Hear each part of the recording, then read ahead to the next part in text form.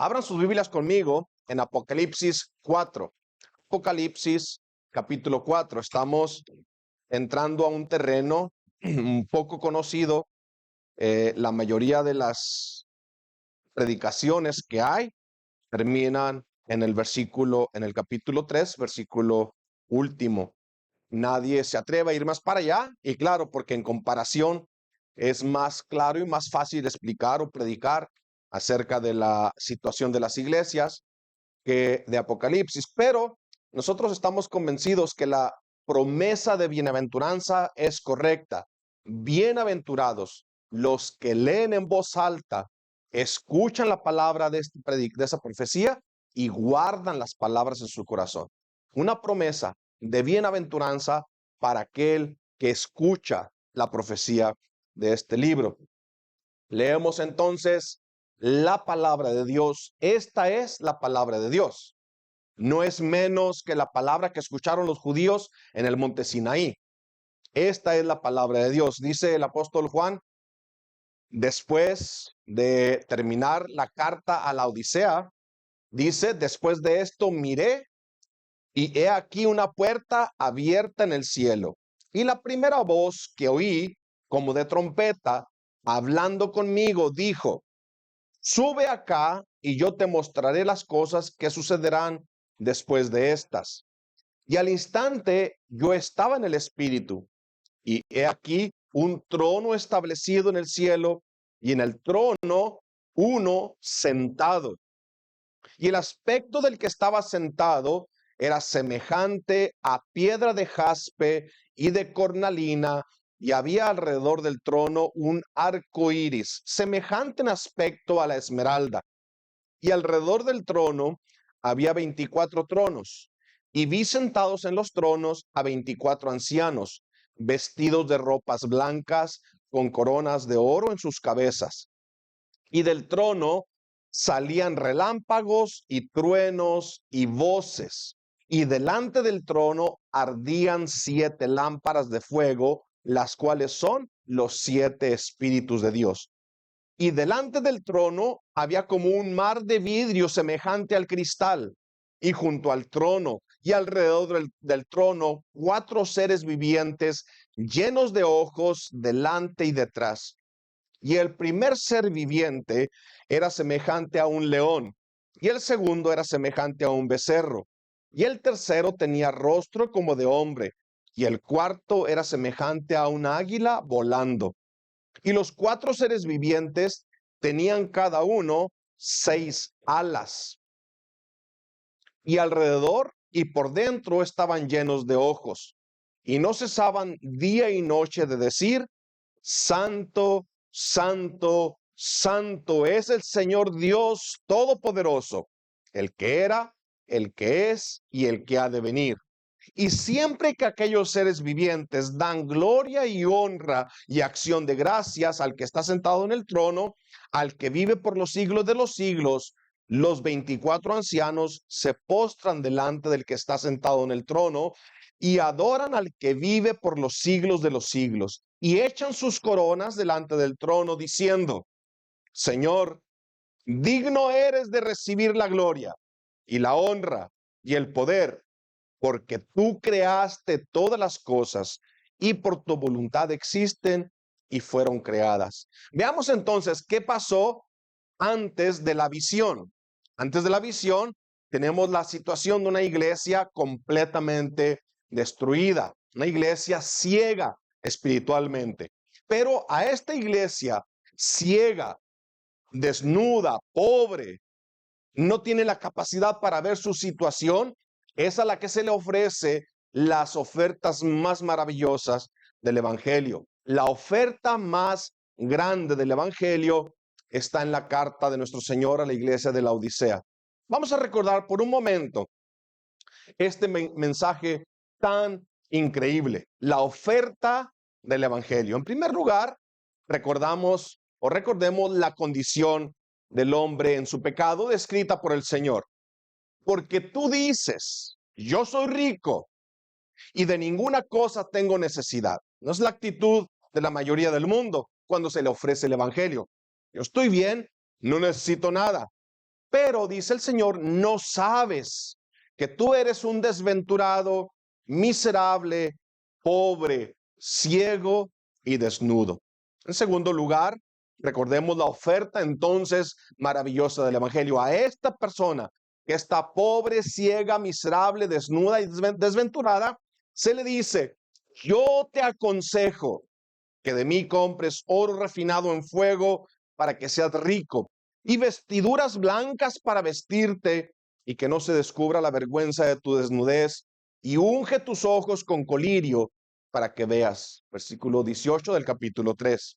Esto es la oferta del Evangelio, la justicia que Dios nos ofrece como vestidura, como cubierta para nuestra vergüenza, y se nos ofrece gratuitamente por medio de la fe en Cristo y su obra. En tercer lugar, la condición o el medio por el cual se ofrece: sé celoso y arrepiéntete. Escucha, atesora la palabra de Dios, sé celoso de la verdad y arrepiéntete. Así es que Dios entra en un pacto con el hombre, donde la culpa y la maldición del pecado son removidos, y la seguridad de ser guiados y sostenidos por Dios en esta frase: yo reprendo y castigo a todos los que amo. Al resto del mundo yo no le hago nada, los entrego, los dejo que caminen en su ignorancia, pero a los que yo amo y a los que yo rescato, yo los reprendo y yo los castigo. Ahora, meditemos en este orden un poquito. El hombre no solo está en su pecado, sino que el pecado que tiene lo ciega a la realidad de estar bajo la maldición de Dios, bajo la maldición de la ley. La frase dice el Señor: tú no sabes que eres desventurado, pobre, miserable, ciego y desnudo. No sabes, estás ciego, eres incapaz de ver tu propia situación. Así que no hay ninguna posibilidad de que la satisfacción de la ley o la redención se encuentre del lado del hombre. Tiene que ser Dios el que toma la iniciativa. La justicia que se nos ofrece como cubierta para nuestros pecados es externa. Para la salvación no ves adentro de ti, para la salvación ves afuera de ti. La satisfacción de la ley es foránea, es externa, nos es dada. El pacto de gracia ha provisto una cabeza federal. Esa cabeza es Cristo Jesús, el Mesías. Y su obediencia perfecta y su sacrificio es lo que se nos da para ser absueltos y perdonados, como si nosotros hubiéramos guardado perfectamente toda la ley. Esta se llama la causa meritoria de nuestra justificación. Somos justificados no porque Dios volteó para otro lado como ignorando nuestro pecado. No, somos justificados porque Dios vio de frente nuestra maldad, y el Padre toma mi pecado, lo pone sobre su Hijo, y la justicia de Dios lo aplasta, castigando en él mi propia maldad. Segunda de Corintios 5:21, el que ustedes se saben todos de memoria: al que no conoció pecado, por nosotros lo hizo pecado, para que nosotros fuésemos hechos justicia de Dios en Cristo.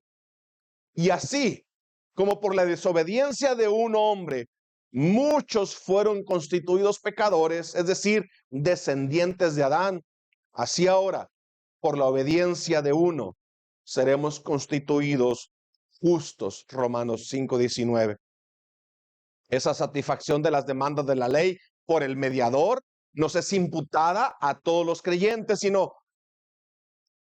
no a todos los que conocen nada más. Es imputada a los creyentes, los que reciben la promesa del pacto de gracia. Es esa promesa de quitar y borrar nuestro pecado, cuando por el poder del Espíritu Santo el pecador es traído y sus ojos son abiertos. Por primera vez puede ver su necesidad y por primera vez puede ver que solo en Cristo hay salvación. Y ahora es un hombre sediento de justicia. Y dice la Biblia que esa sed es y será saciada.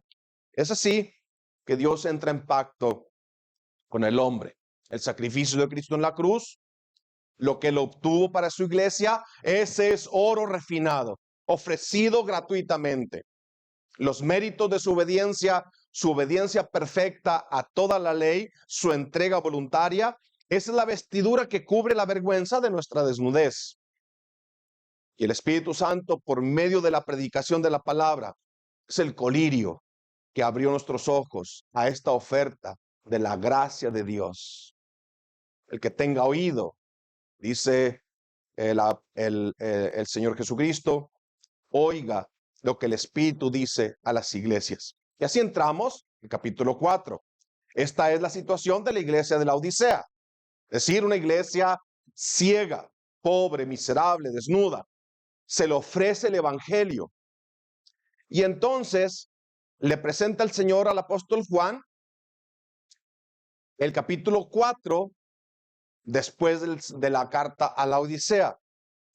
Seguramente que para el apóstol Juan fue algo deprimente escuchar el mensaje del Señor Jesucristo a cada una de las iglesias. Y seguramente cada una de las iglesias entraron en un temor, en un temblor, sabiendo de su situación descubierta. Pero entonces dijimos que Apocalipsis es una carta práctica, es decir, de ánimo a estas iglesias que están decayendo.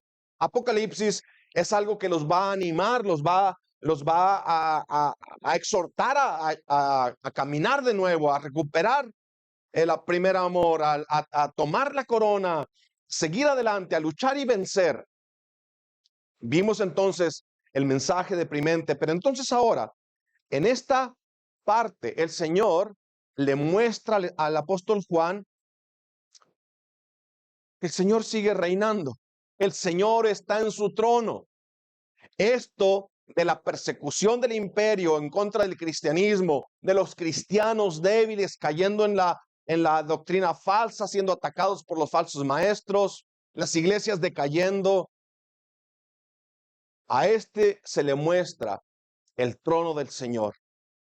Grande, sublime, maravilloso, Cristo reina. Y esto tiene que ser de mucho ánimo para aquellos que estaban en esta situación. Veamos entonces el capítulo 4 en esta manera, el versículos 1 al 3, vemos nosotros un trono establecido y ocupado. Dice, después de esto, aquí miré había una puerta abierta en el cielo y la primera voz que oí como de trompeta hablando conmigo dijo, sube acá y yo te mostraré las cosas que sucederán después de estas. Al instante estaba yo en el espíritu y aquí un trono, esas palabras deben de ser clave, establecido en el cielo y en el trono uno sentado. El Señor reina, Él está en su trono, su gobierno es un gobierno soberano. Nadie hay que pueda retar su poder, su voluntad, su autoridad o su gobierno. Para las iglesias, este fue un mensaje reconfortante. El Señor reina, no Roma, no es Estados Unidos, es Cristo el que reina.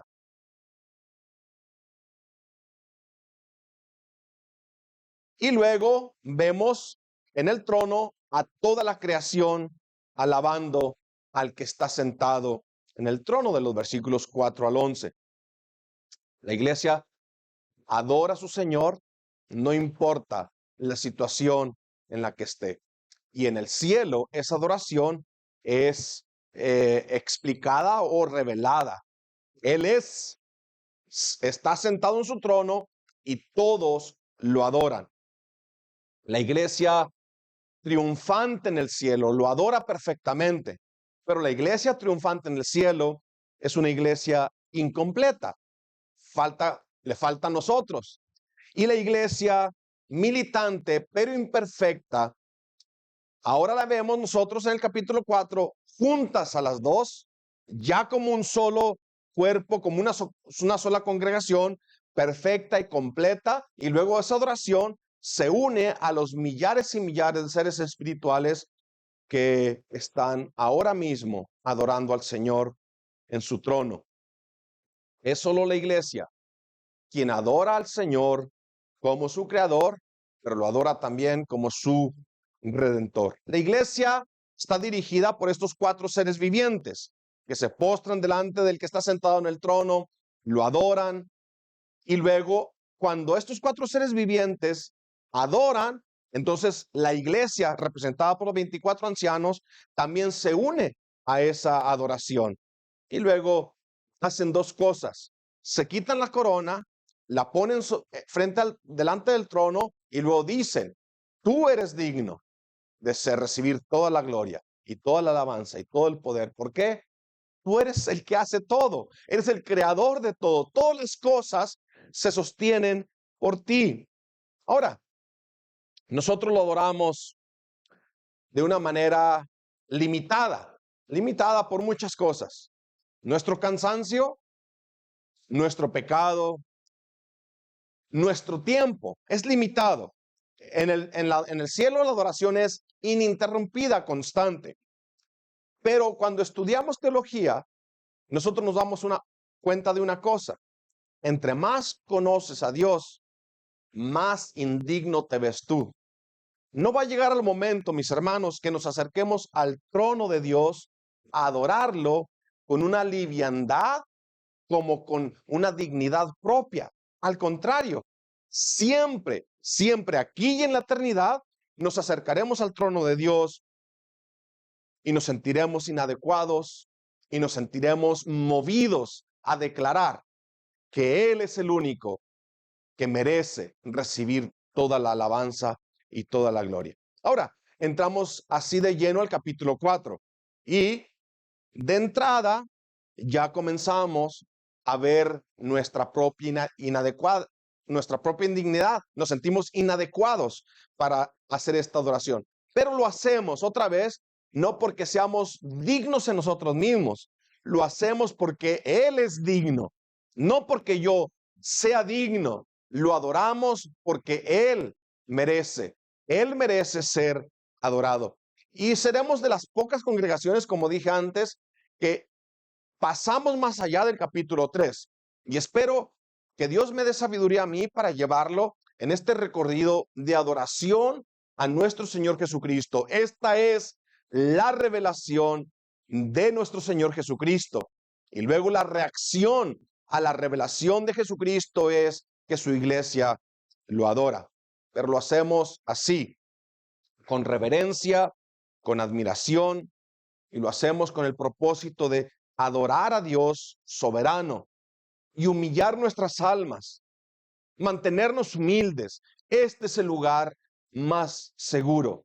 No lo hacemos como para ufanarnos de que sabemos más que todos. No lo hacemos para enorgullecernos de que somos los únicos que conocemos los misterios. Lo hacemos para adorar a Dios y mantener nuestra alma y nuestra alma humilde y humillada. Entonces veamos nuestro pasaje de esta manera. Lo dividiremos así: el trono de Dios y su firmeza, versículos 2 y 3. El trono de Dios y su grandeza, versículos 4 y 8. Y el trono de Dios y su alabanza, versículos 9 y 11. Este es un trono firme, establecido, es un trono soberano, es el trono que está en el cielo y es el trono donde está Dios sentado, es decir, establecido, inmovible. Nadie lo amenaza, ninguna circunstancia hay que lo haga menos, ninguna alabanza hay que lo haga más. Es el trono de Dios. Ahora, ese es un lenguaje de humanos. Dios no necesita un trono físico. Él gobierna, Él reina, Él es espíritu. Pero como los reyes de la tierra usan sus tronos Entonces el Señor está usando la misma figura para hacernos entender que Cristo reina. Él gobierna sobre todo, pero principalmente sobre su iglesia. Su iglesia es llamada el trono de Dios. Jeremías 3:17 dice, en aquel tiempo llamarán a Jerusalén. Jerusalén es la iglesia, trono del Señor. Y todas las naciones vendrán a ella en el nombre del Señor en Jerusalén y no andarán más tras la dureza de su malvado corazón. Esto hablando de la gloria eterna. Su gobierno es un gobierno soberano. Está marcado por la frase, en el trono establecido hay uno que está sentado. Nadie lo va a quitar. Es un reino eterno. Es un reino eterno. Un reino establecido, uno sentado en el trono, firme, inmovible, poderoso. De allí el Señor juzga. De allí el Señor determina todo lo que ha de suceder. Su obra está terminada. No hay nada ni nadie que interrumpa sus decisiones tomadas desde la eternidad pasada. ¿Se recuerdan ustedes cuando el Señor termina la creación? Dice, descansó.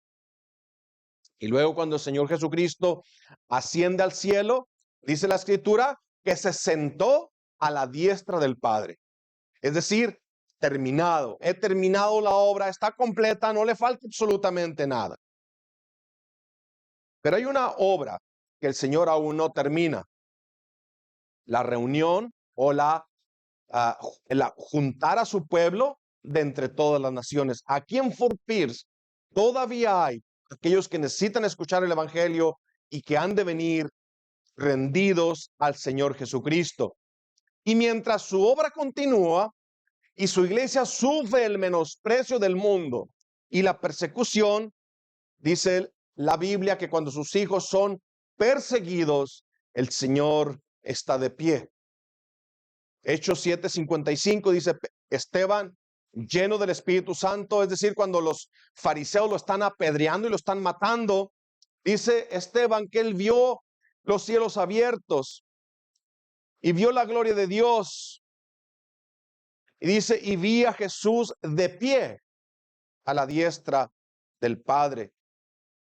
Este es el Señor Jesucristo, en el trono establecido, sentado, pero cuando sus hijos son perseguidos, Él todavía está de pie. Para los cristianos, el trono del Señor es el trono de su gracia. Es el trono donde ellos encuentran refugio. Hebreos 4:16 dice, acerquémonos pues confiadamente al trono de su gracia para alcanzar misericordia y hallar gracia para el oportuno socorro. Apocalipsis 7:17 dice, porque el Cordero que está en medio del trono los pastoreará, los guiará a fuentes de aguas de vida, y Dios enjugará toda lágrima de los ojos de ellos. Pero para el que no ha creído, al testimonio de Dios y su palabra, el trono de Dios es un trono de juicio y de condenación.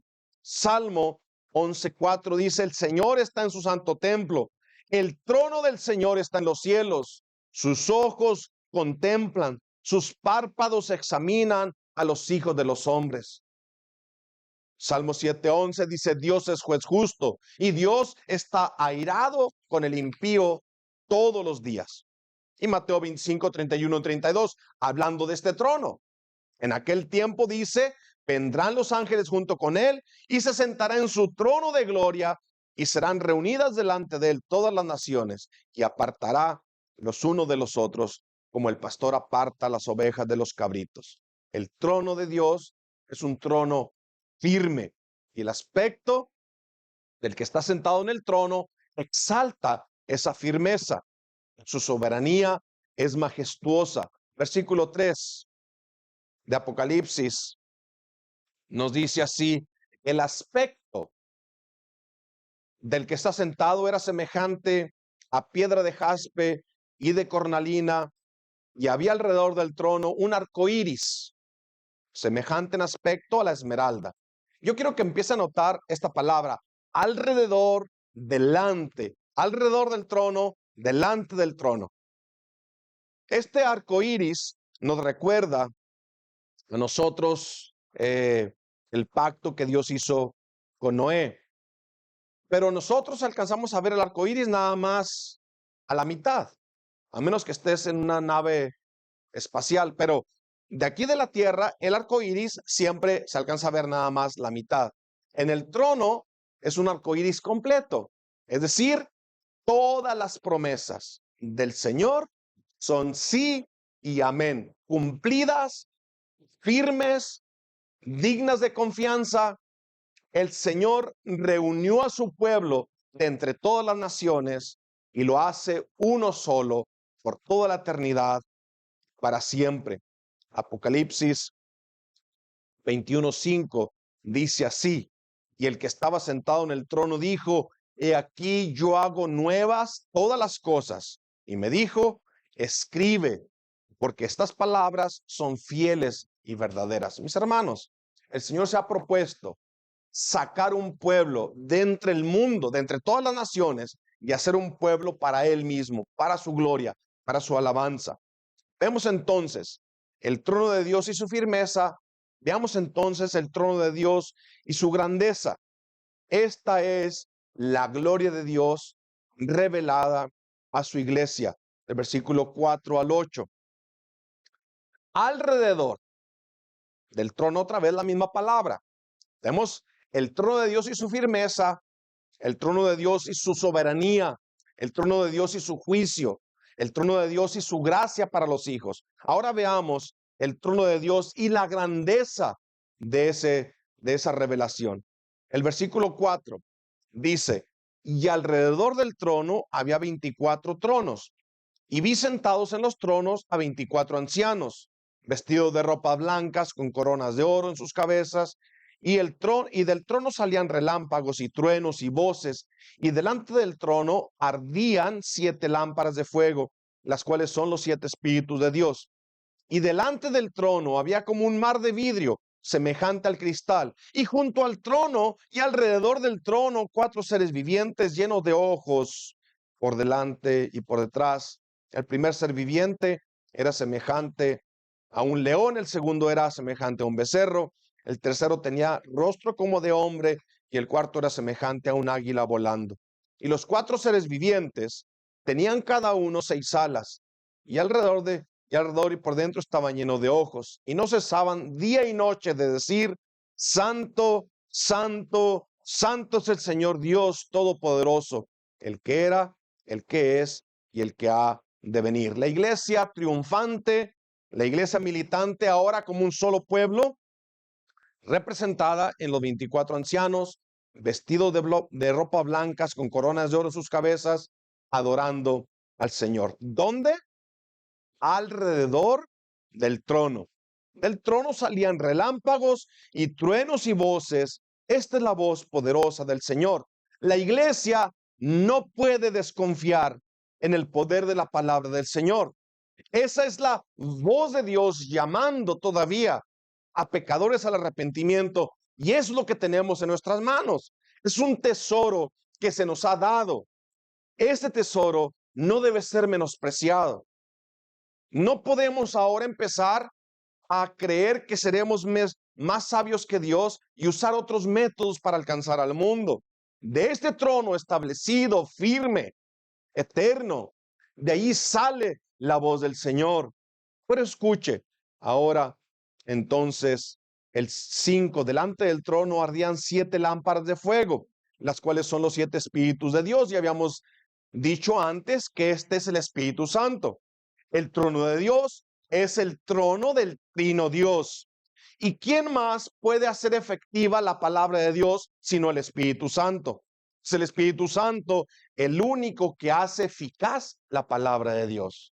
Tenemos el trono firme, tenemos la grandeza del trono. De ahí recibimos nosotros las instrucciones, de ahí recibimos nosotros la fortaleza. Vamos al mundo, predicamos la palabra, pero sabemos que el único que puede transformar los corazones es Dios mismo.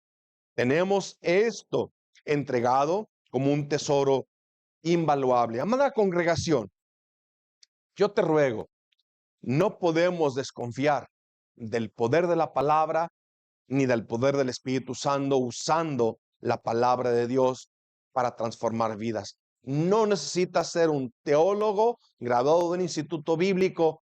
Todo lo que tienes que hacer es presentar a Cristo glorificado, salvando pecadores todavía. Es el Espíritu Santo el que toma la palabra del oído al corazón. Tú no puedes hacer nada más, sino presentar aquello que el Señor ha hecho por ti. Cristo te ha salvado. Proclama a los cuatro vientos lo que el Señor ha hecho por ti. Eso es todo. Muchos, la mayoría te van a rechazar, otros te van a ignorar, pero quizás allí haya uno que escuche y sea rescatado. Este trono es el trono firme del Dios eterno, del Trino Dios. Medite conmigo en esto. La historia de la humanidad gira alrededor de lo que el Señor está haciendo en su iglesia. Todo lo que pasa en Fort Pierce está o tiene consecuencias por lo que el Señor está haciendo con nosotros. Lo que el Señor se ha propuesto hacer con nosotros es lo que le va a pasar al resto del mundo. El juicio comienza por la casa. Lo que el Señor hace con su iglesia, esto es lo que hace que el mundo gire. Si la iglesia no estuviera aquí, el mundo no estuviera aquí tampoco. Dios ya lo hubiera calcinado, ya lo hubiera quemado. Es porque está la iglesia de Cristo que el mundo existe. Mira Romanos 9:29, como dijo Isaías, si el Señor de los ejércitos no nos hubiera dejado descendencia, como Sodoma habríamos venido a ser y a Gomorra seríamos semejantes. ¿Cómo están Sodoma y Gomorra? Calcinados. Están completamente destruidos. Y si el Señor no tuviera un pueblo, esto mismo pasaría. El universo entero, desde la molécula más pequeña hasta los millones de galaxias, todo gira alrededor del trono de Dios. El mundo gira alrededor de lo que Dios está haciendo en su iglesia, pero el universo entero, la creación entera, gira alrededor del trono de Dios. Tú los creaste y por ti existen, dicen los 24 ancianos. El trono de Dios es un trono firme que nos muestra la grandeza de nuestro Dios y Salvador Jesucristo. ¿Qué es el tema de Apocalipsis 4, mis hermanos? El trono de Dios, la grandeza, su firmeza, su alabanza. De hecho, es el tema del capítulo 4 y el capítulo 5. Es el trono de Dios. Allí gira alrededor del trono de Dios todo. Él es el que sostiene la creación misma. Ahora, si nos enredamos en las partes, es decir, estas declaraciones de relámpagos, de truenos, de un mar de cristal, de cuatro seres vivientes llenos de ojos, de cornalina, de piedras preciosas, podemos perdernos y errar en el tema. ¿Cuál es el tema del capítulo 4? Es el trono de Dios. ¿Cómo nos lo explica? Con figuras, pero nos está diciendo es grandioso, es maravilloso, es soberano, es eterno, es cristalino, es claro, es puro. Ese es el trono de Dios. Así que quedémonos con esto. Dios creó a cada criatura para funcionar en su medio ambiente. Veamos entonces el versículo 7. El primer ser viviente era semejante a un león, el segundo era semejante a un becerro, el tercero tenía rostro como de hombre y el cuarto era semejante a un águila volando. Dios creó a cada criatura para funcionar en su medio ambiente, le dio alas a las aves porque donde se mueven es el aire. Le dio branquias a los peces porque donde viven es el agua. Los serafines les dio 6 alas para que adoren y dirijan la adoración delante del trono de Dios. 6 alas, con dos se cubren los pies, es decir, la indignidad de criatura. Con 2 vuelan, se sostienen y con 2 tapan sus ojos porque están delante del trono de Dios. Ahora, si quiere usted saber una de las interpretaciones que más me ha satisfecho, se la voy a decir otra vez. No puedo yo decirle exactamente qué significa cada una de estas cosas. Lo que le estoy diciendo es, el trono de Dios es grande y maravilloso. Y me está imprimiendo una figura en la mente así, grande y maravillosa, más allá de lo que yo pueda entender. Pero vea estos seres. Uno semejante a un león, es decir, los animales salvajes, es decir, el animal más temido de la creación, el león, el más furioso, el más fuerte. El segundo, un becerro, es decir, los animales domesticados. Y este se usaba estaba entre los animales limpios que se usaban para los sacrificios en el templo. El tercero tenía rostro como de hombre. Somos nosotros, criaturas redimibles. El Señor no vino a salvar a los ángeles caídos. El Señor vino a salvar al hombre caído. Y el cuarto era semejante a un águila, esto es, las aves de los cielos. ¿Cuál es el principio? ¿Cuál es el tema principal del capítulo 4? El trono de Dios y su grandeza. Dice Salmo 150, 1 y 2. Alabad a Dios en su santuario, alabadle en la magnificencia de su firmamento, alabadle por sus proezas, alabadle conforme a la muchedumbre de su grandeza. Y luego termina, Salmo 150 dice, todo lo que respira, alabe al Señor. Todo, la creación, animales domésticos, animales salvajes, el hombre, aves, todo lo que respira, alabe al Señor. Él es digno, Él es digno. Vino y con amor nos rescató. Ese es el tema del capítulo 4. El Señor reina, su trono es firme. Él gobierna, no hay nada que lo rete. ¿Por qué hemos de tener miedo del hombre? Y luego en estas figuras de un mar de cristal limpio, de piedras preciosas, me está diciendo que es un trono de inmenso valor. Y en cuanto a las criaturas, me está diciendo, todos adoren al Señor. Su trono es un trono firme. Su trono es un trono majestuoso, grande. Y terminamos. Su trono es un trono donde se alaba, donde Él recibe la alabanza. El 9 al 11, recibamos esto como una exhortación. Versículos 9 al 11. Estos tenemos a los cuatro seres vivientes dirigiendo la oración, la adoración. Es decir, la reacción de los 24 ancianos, cuando estos cuatro seres vivientes adoran y están constantemente diciendo, Santo, Santo, Santo es el Señor Dios Todopoderoso, digno de ser alabado. Todos los 24 ancianos reaccionan a la dirección de los cuatro seres vivientes. Dice el 8, 9, 10 y 11 para intercalarlos con un versículo más. Dice el 8, y los cuatro seres vivientes tenían cada uno 6 alas, y alrededor y por dentro estaban llenos de ojos, y no cesaban de día y de noche de decir, Santo, Santo, Santo es el Señor, Dios Todopoderoso, el que era, el que es y el que ha de venir. Y siempre, siempre que aquellos seres vivientes dan gloria y honra y acción de gracias al que está sentado en el trono, al que vive por los siglos de los siglos, siempre los 24 ancianos se postran delante del que está sentado en el trono y adoran al que vive por los siglos de los siglos y echan sus coronas delante del trono diciendo, Señor, digno eres de recibir la gloria y la honra y el poder, porque tú creaste todas las cosas y por tu voluntad existen y fueron creadas. Así es que la iglesia perseguida del tiempo del apóstol Juan recibe un mensaje claro. Dios reina, no César, no Roma.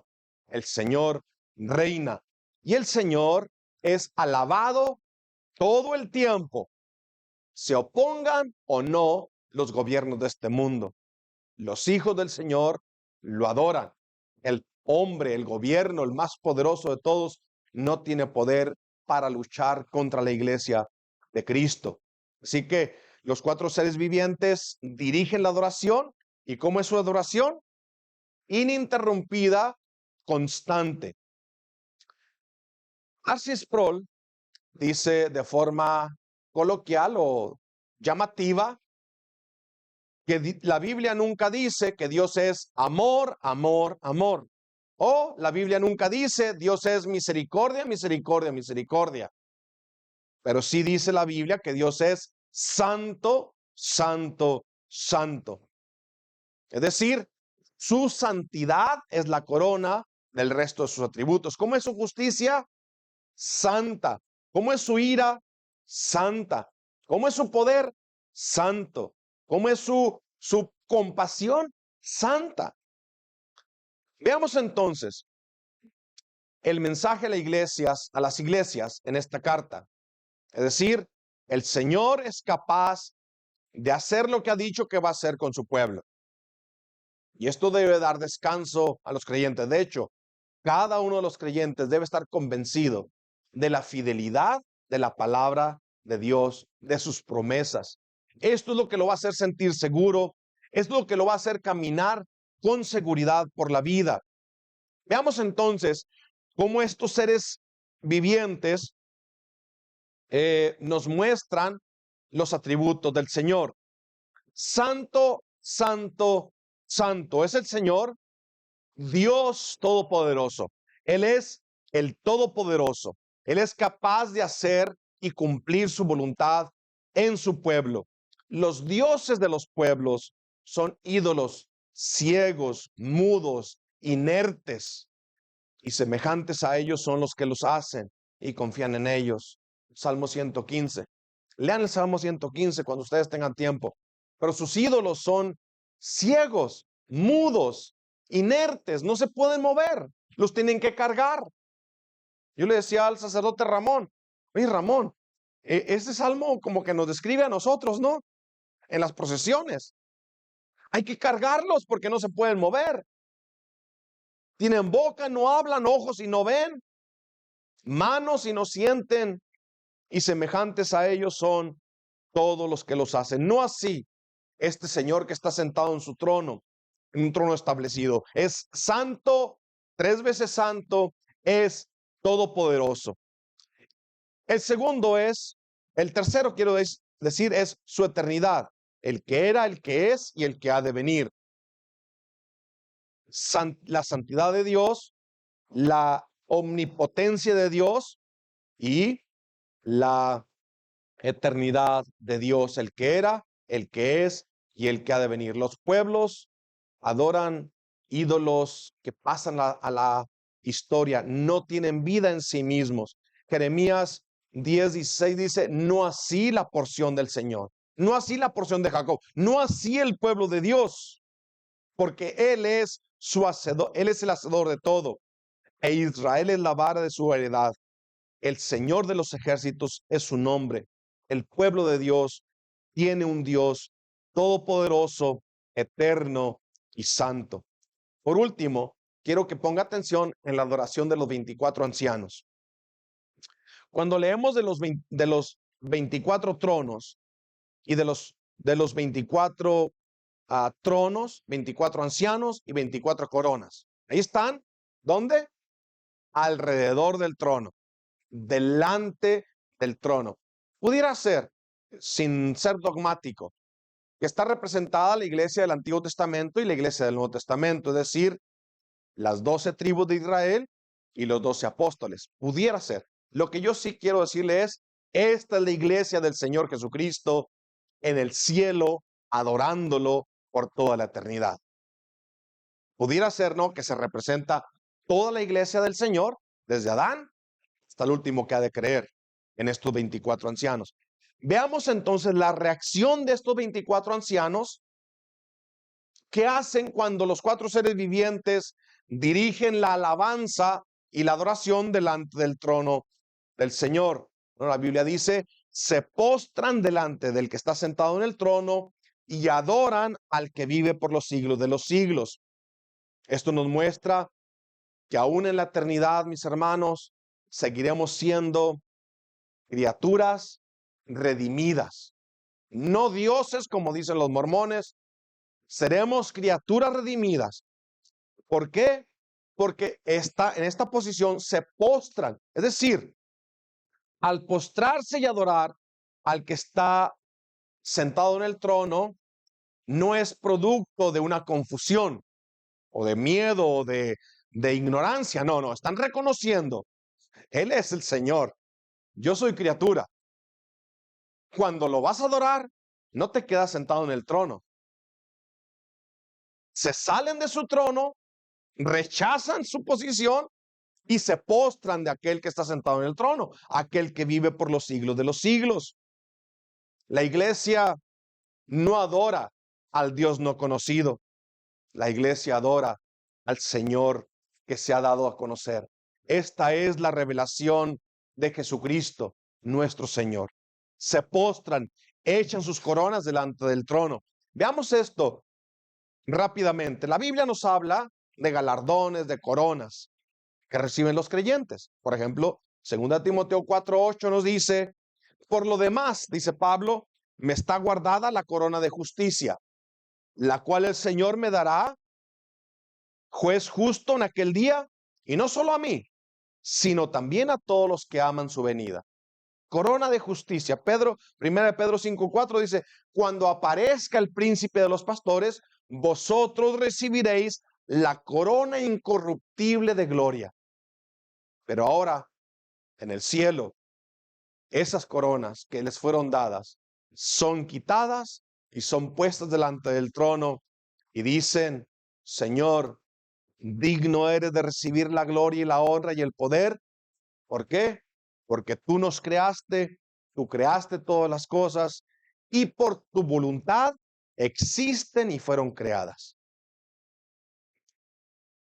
¿Qué podremos nosotros ofrecerle al Señor? ¿Qué podremos darle al Señor que no nos haya dado antes Él mismo? ¿Qué podemos darle? Dice, la plata y el oro son míos. ¿Qué me puedes dar tú a mí? Pero Señor, aunque no haya nada que yo pueda ofrecerte de mi propia voluntad o de mi propia inspiración, de mi propia creación, reconozco que tú eres digno de recibir toda la honra y la gloria. Aunque no pueda amarte con todo el corazón, aunque no pueda amarte con todas mis fuerzas, y aunque no pueda amarte con toda mi alma, reconocemos que eres digno de recibir la gloria y la honra. No a nosotros, no a nosotros, oh Dios, a tu nombre da gloria. ¿Y tú, quien adoras? ¿Cuál es el centro de tu adoración? ¿Dónde gira tu vida? ¿Alrededor de qué gira tu vida? Si no adoras a este Dios revelado en las Escrituras, déjame decirte, tienes más de un Dios. Si no adoras a este Dios sentado en su trono establecido en el cielo, tienes más de un Dios, multitud de dioses. Mínimo, te lo voy a decir en forma general. Tus dioses son el mundo. Tu Dios eres tú mismo. Y al final de todo, tu Dios es Satanás. Te rogamos, huye, huye de la destrucción que ha de cubrir el mundo entero y ven y adora junto con nosotros al que vive por los siglos de los siglos. Amén. Gracias, Padre, por tu palabra. Gracias por la seguridad de un trono establecido y de un Dios sentado en su trono eterno, un trono de gracia, un trono soberano, un trono majestuoso y un trono que invita a la alabanza, que dirige la alabanza. Señor, te rogamos que nos abra los ojos, que podamos ver las cosas eternas y vivamos en el tiempo, con los ojos puestos en la eternidad. Así, Señor, serviremos mejor tu iglesia si estamos conscientes de que nuestro tiempo es corto, nuestros cuerpos son frágiles. Oh Señor, el tiempo limitado. Permite, Señor, que seamos conscientes. Ábrenos el entendimiento y podamos ahora, Señor, aquí en la iglesia militante, adorarte y unir nuestros cantos y nuestras alabanzas a la adoración que ahora mismo, en este mismo instante, si se abrieran los cielos, veríamos que se hace delante de tu trono. Gracias, Señor, por tu palabra. Gracias por la advertencia. Gracias por las promesas. Te lo agradecemos infinitamente en el nombre de tu Hijo amado, Cristo Jesús. Amén.